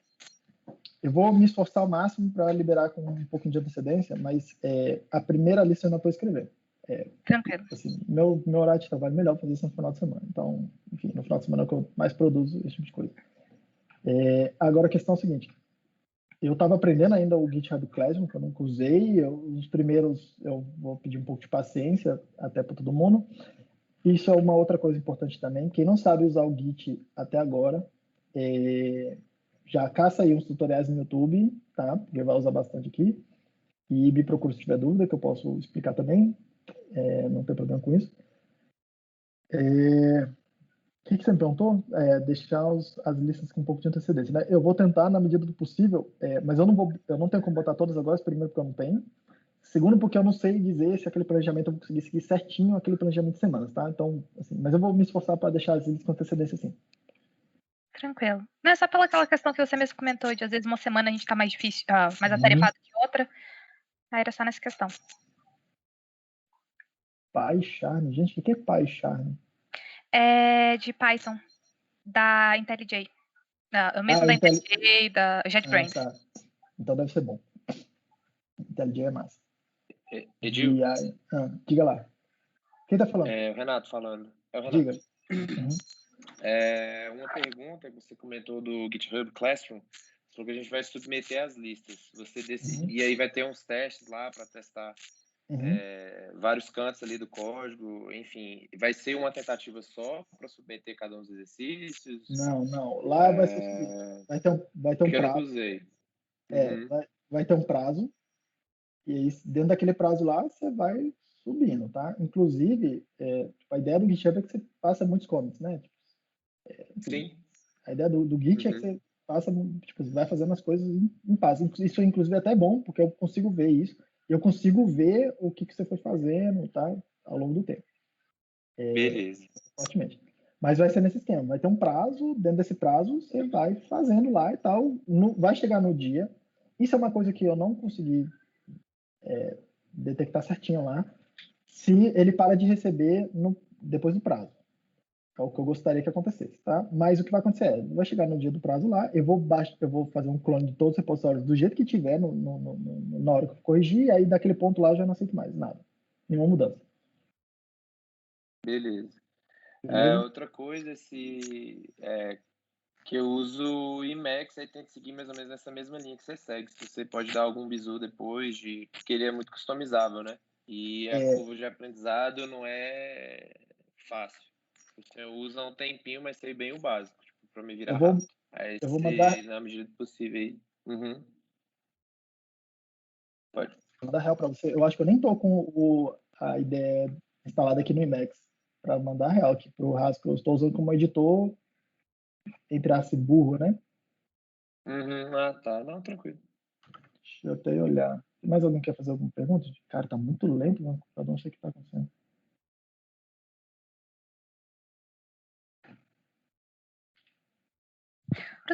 Você já viu o Introduction to Haskell da Universidade de Virgínia? Que ele é tipo um slide com exemplos interativos, um slide interativo.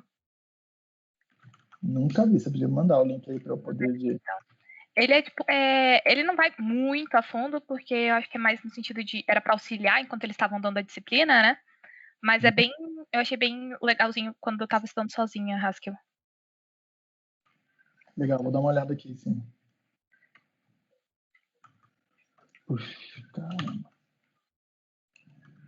Mais alguém, gente?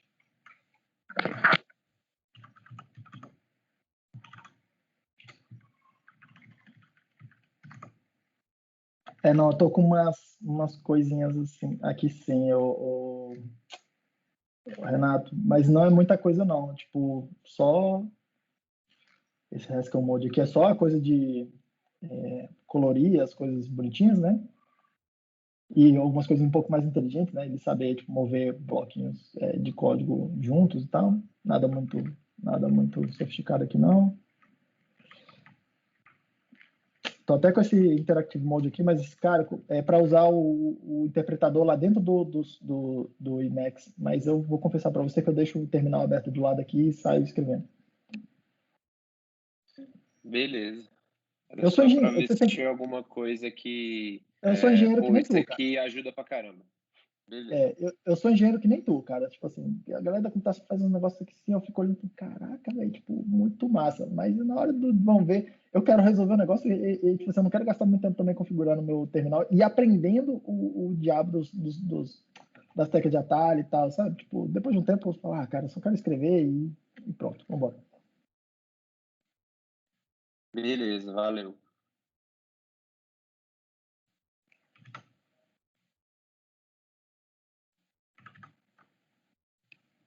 Beleza, pessoal. Acho que por hoje é isso então, né? Lembrando, essa semana vai ter uma lista que vai ser meio bobinha, assim, tá? É só pra gente ver mesmo a história do Git, do GitHub, pra ver se tá funcionando, ver se funciona direitinho o esquema que eu quero fazer. E uma outra perguntinha, assim, só pra ver quem assistiu lá as aulas. Não vai ser nada muito sofisticado. Mas, então, fiquem de olho no Teams. E aí a gente, na quarta-feira, então, aí vou começar um assunto mais mesmo, para falar aqui sobre cálculo lambda, como é que escreve funções, como é que escreve essa história das abstrações, para começar a introduzir, assim, o modo de pensar dessa coisa aqui, tá? Então, acho que era isso. Se alguém tiver mais alguma dúvida, eu combinei com alguém de conversar aqui depois da aula. Com quem que foi mesmo? Era eu, Breno. Então fica aí, Breno, na sala aí. Tranquilo. E o pessoal tá liberado. Pessoal, até quarta-feira. Valeu.